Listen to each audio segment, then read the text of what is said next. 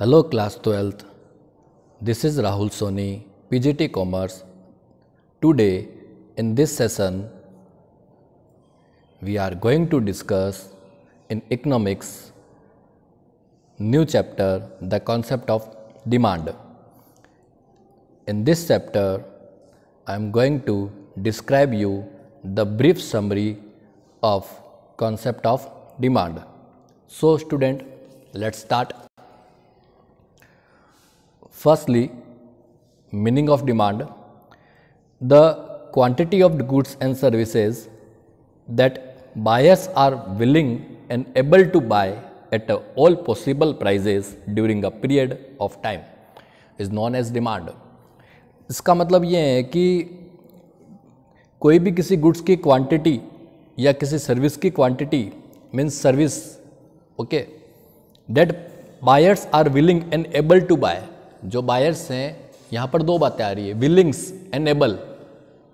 Okay, they are willing and also they able to buy at a possible prices during a period of time. एक particular time पर उसकी possible price पर अगर वो buyers purchase करने के लिए गुड्स को विलिंग एंड एबल है तो हम उसको बोलते हैं डिमांड. ओके, एक जो मैंने आपको नोट्स में डेफिनेशन बताई उसे भी देख लीजिए. जी sir. Demand means desire for a commodity is supported by resources and readiness and the readiness to spend in a given time period at a various prices is known as demand. इसका मतलब ये होता है बच्चों कि सबसे पहले demand क्या एक तरह की डिजायर होती है. इसका मतलब यह है कि डिज़ायर को कभी भी आप डिमांड नहीं बोल सकते हो. तो डिमांड क्या है? डिज़ायर है. तो इसमें क्या होता है, इस डिज़ायर में क्या होता है, ऐसा नहीं है कि आपकी कुछ किसी गुड्स को लेकर के डिज़ायर है तो आप उसको बोलोगे डिमांड है. नो, आप सबसे पहले डिज़ायर होनी चाहिए.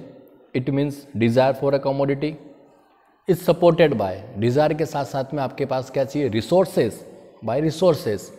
और रिसोर्सेज भी अगर आपके पास है तो उसके बाद क्या करना है? The readiness to spend. Okay, आपके पास आप उसको रेडी हो स्पेंड करने के लिए. बहुत सारे पर्सन होते हैं जिनकी डिज़ायर हैं, जिनको आईफोन लेके आना है और उनके पास आईफोन परचेज करने के इतने पैसे भी है, but they not ready to buy iPhone. Okay, उसको खरीदने के लिए वो रेडी नहीं है. तो ये बोल रहा है कि आपकी डिज़ायर होनी चाहिए, आपके पास रिसोर्स होने चाहिए, आप उसको परचेज करने के लिए, पैसे को खर्च करने के लिए आप रेडीनेस होनी चाहिए आप में. In a given time period at a various prices.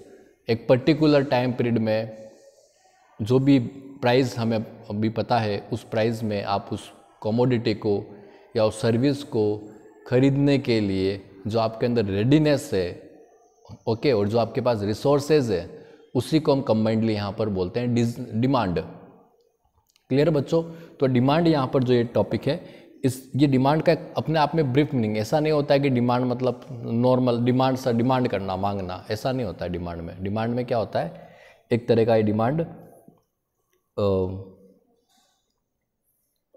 Desire, resources, readiness, time और प्राइस, ये सब इसके फैक्टर है. ठीक है. हाँ, फैक्टर मीन्स ये कि इनके बिना डिमांड कंप्लीट नहीं मानेंगे हम उसको, अदरवाइज उसको हम डिमांड नहीं बोलते. अगर इनमें से कोई भी एक नहीं है तो उसको डिमांड नहीं बोलते हम. ठीक है ना बच्चों? जी सर. मीनिंग समझ में आ गया इसका? दो मीनिंग बता दिए मैंने. एक तो विलिंग एंड एबल होना चाहिए person various time period, various prices and time period में, और दूसरा ये प्रॉपर जो मैंने आपको नोट्स में मीनिंग बताया था. आगे चलते हैं.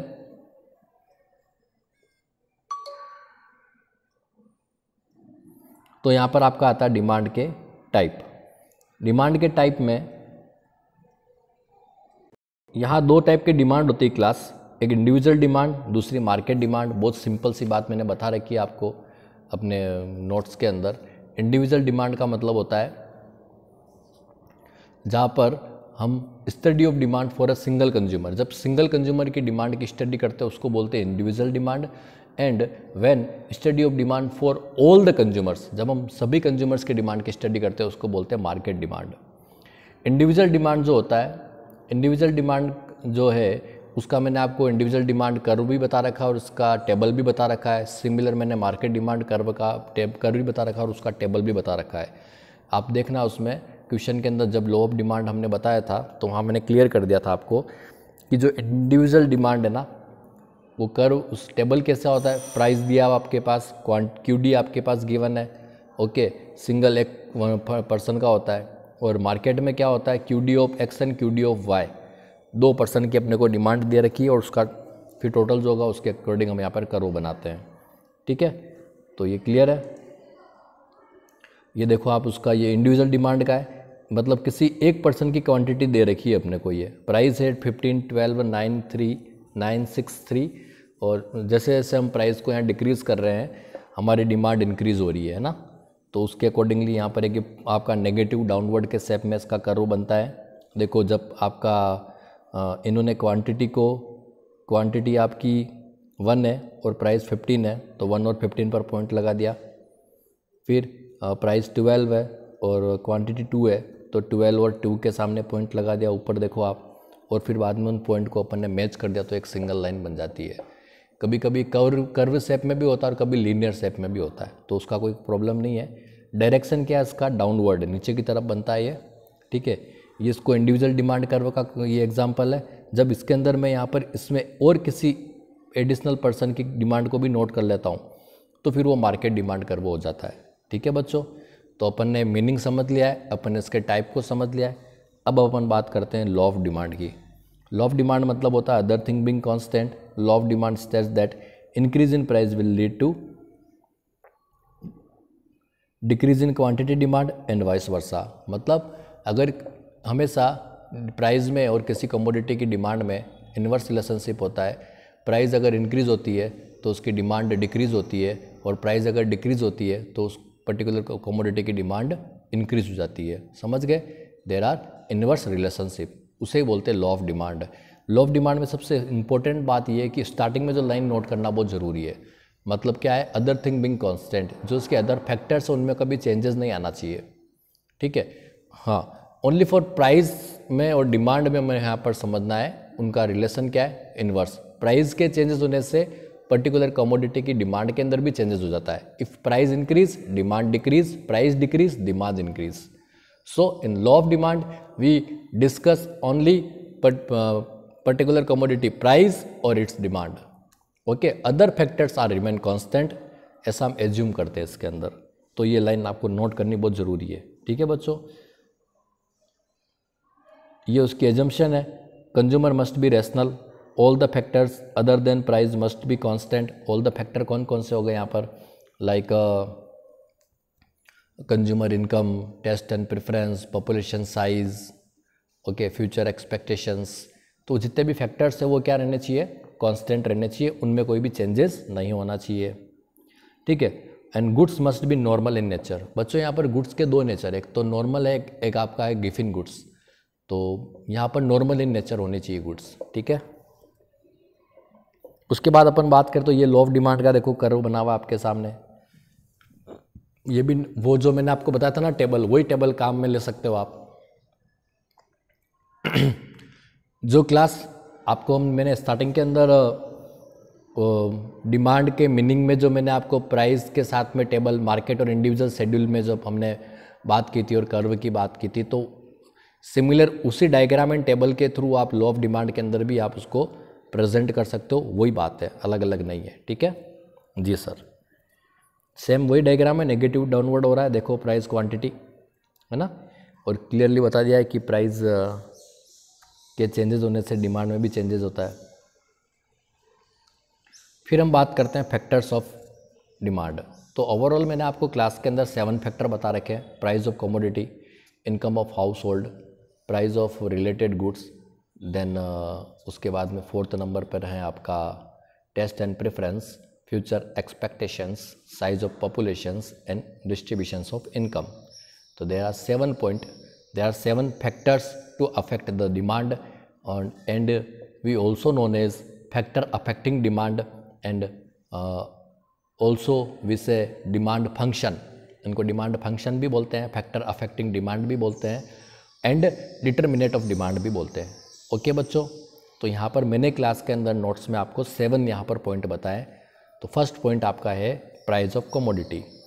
सिमिलर जो लॉ ऑफ डिमांड में लिखा वही यहाँ पर लिखना है कि other thing being constant price increase demand decrease, price decrease demand increase, है ना जी sir. Income of household, यहाँ पर इनकम ऑफ हाउस होल्ड को मैं यहाँ पर 2 अलग अलग गुड्स के अंदर एक्सप्लेन करूँगा। बिकॉज सबसे पहले हम बात करते हैं goods. There are 2 type of goods, first is the normal goods, second is the Giffen goods. In normal goods income of household and normal goods demand is positive relationship, and in given goods income of household and given goods demand is negative or inverse relationship। Sir how, कैसे sir, समझो। इन normal goods जैसे consumer की income increase होती है वो normal goods की demand को बढ़ा देता है, और कंज्यूमर की इनकम डिक्रीज होती है तो वो नॉर्मल गुड्स की डिमांड को कम कर देता है। तो इससे बोलते हैं पॉजिटिव इन नेचर। ठीक है, रिलेशन क्या उनका, पॉजिटिव रिलेशन है। किसका किसका, कंज्यूमर की इनकम का और नॉर्मल गुड्स की डिमांड का। जी सर। अगर मैं बात करूँ इसी के अंदर इन गिफिन गुड्स की बात करूँ तो सर रॉबर्ट गिफिन ने इसके बारे में हमें समझाया था कि कुछ ऐसी गुड्स होती है, कुछ ऐसी इन्फीरियर गुड्स होती है, ठीक है, मतलब उसको घटिया क्वालिटी की गुड्स बोलते हैं, लाइक वेजिटेबल घी, ओके, तो ये सब इसी में आते हैं। तो उसको इसमें इनकम ऑफ हाउस होल्ड अगर इंक्रीज़ होती है तो हम अगर इनकम बढ़ जाएगी तो इन्फीरियर गुड्स की डिमांड को कम कर देते हैं, और अगर हमारी इनकम कम हो जाती है हम इन्फीरियर गुड्स की डिमांड को बढ़ा देते हैं। इट मीन्स यहाँ पर क्या हो गया, यहाँ पर सर इसका इनवर्स रिलेशनशिप हो गया। Income increase, inferior goods demand decrease, income decrease, inferior goods demand increase. तो इनवर्स रिलेशनशिप हो गया ना कि प्राइस और इन्फीरियर गुड्स के डिमांड के अंदर इन्वर्स रिलेशनशिप हो गया बच्चों। जी सर। तो इनकम ऑफ हाउस होल्ड में आपको ये दोनों नॉर्मल गुड्स के और इन्फीरियर गुड्स के एग्जाम्पल के थ्रू उसको क्लियर करना है। जी सर। उसके बाद अगर मैं बात करूँ तो थर्ड आता है आपका प्राइस रिलेटेड गुड्स। तो प्राइस ऑफ रिलेटेड गुड्स में दो, यहाँ पर भी 2 कमोडिटी आती है। एक आती है आपकी सब्स्टिट्यूट कमोडिटी, दूसरी आती है आपकी कॉम्प्लीमेंट्री कमोडिटी। ठीक है, तो सब्स्टिट्यूट गुड्स या कमोडिटी का मीनिंग क्या होता है, those goods which can be used in place of each other is known as substitute goods like tea and coffee। मतलब ऐसी गुड्स जिसको किसी दूसरी गुड्स के प्लेस पर यूज़ कर सकते हैं। ओके, और सीधी बात है कि सब्स्टिट्यूट कमोडिटी की जो प्राइस और उसका डिमांड है सब्स्टिट्यूट कमोडिटी का, उनमें भी हमेशा क्या होता है, पॉजिटिव रिलेशनशिप होता है। कैसे, देखो, अगर मैंने टी की प्राइस में चेंजेस किया तो उसकी जो सब्स्टिट्यूट कमोडिटी कॉफ़ी है उसकी डिमांड बदल जाती है। टी की प्राइस को मैंने इंक्रीज़ किया है तो कॉफ़ी की डिमांड बढ़ जाएगी। टी की प्राइस को मैं डिक्रीज़ करूँगा तो कॉफ़ी की डिमांड डिक्रीज़ हो जाएगी। समझ गए बच्चों? बिकॉज अगर मैं टी की प्राइस को इंक्रीज़ करता हूँ तो ऑब्वियसली मेरी टी की डिमांड कम होगी, तो लोग क्या कर देंगे, कॉफ़ी पीना स्टार्ट कर देंगे, तो कॉफ़ी की डिमांड इंक्रीज़ हो गई ना बच्चों। जी सर, क्लियर है। सब्स्टिट्यूट गुड्स क्लियर है। जी sir. Now complementary goods. Complementary goods are those goods which are used और कंज्यूम टुगेदर, जिनको हम साथ साथ में यूज़ करते हैं, लाइक कार एंड पेट्रोल इनको हम साथ साथ में यूज़ करते हैं बच्चों। तो कॉम्प्लीमेंट्री गुड्स की प्राइस में और कॉम्प्लीमेंट्री गुड्स की डिमांड में हमेशा इनवर्स रिलेशनशिप होता है, नेगेटिव रिलेशनशिप होता है। ओके, कैसे, देखो, फॉर एग्जाम्पल मार्केट में पेट्रोल के प्राइस इंक्रीज़ हो गए तो पेट्रोल के प्राइस इंक्रीज़ होने से कार की डिमांड डिक्रीज़ हो जाती है, और अगर पेट्रोल के प्राइस डिक्रीज़ हो गए तो कार की डिमांड इंक्रीज़ हो जाती है। क्लियर? कैसे, देखो, अगर मार्केट में पेट्रोल के प्राइस इंक्रीज़ हो गए तो लोग क्या करेंगे, लोग क्योंकि अभी उनको कार लेके आनी तो वो कार नहीं लेके आएंगे फिर, क्योंकि पेट्रोल के प्राइस ज़्यादा हो गए तो कार की डिमांड कम कर देंगे वो।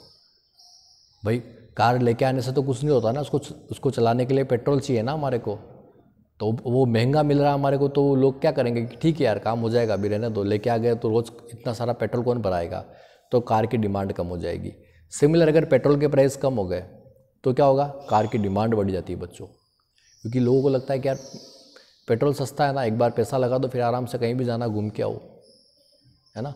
तो आप जैसे अरबियंस कंट्रीज़ वगैरह में देखते हो वहाँ पेट्रोल बहुत सस्ता है, तो वो जितने भी आपकी हैवी जो रेसर्स जो कार्स हैं, ओके, ये फरारी है, तो ये सब आपको ऐसी गाड़ियाँ आपको उधर ही मिलती है। क्यों? क्योंकि उनकी एवरेज कम होता है लेकिन पेट्रोल सस्ता है।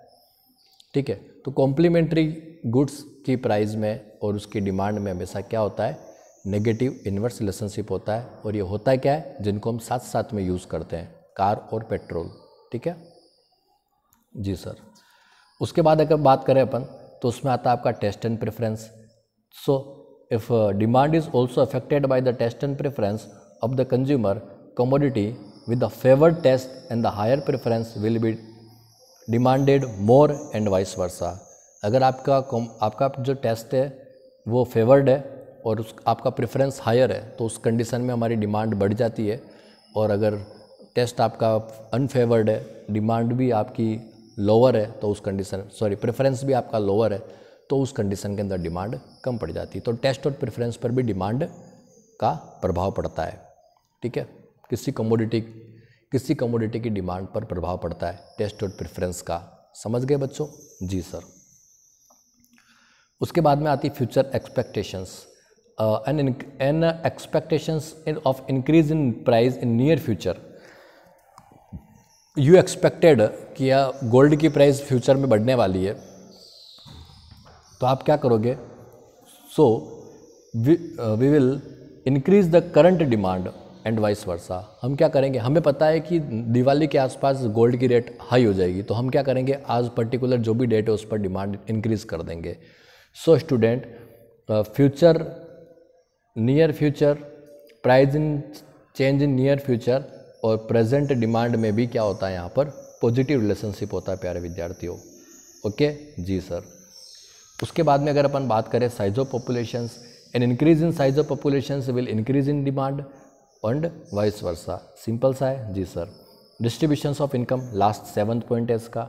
N equal distributions of income and wealth lead increase in market demand and vice versa. Okay जी सर।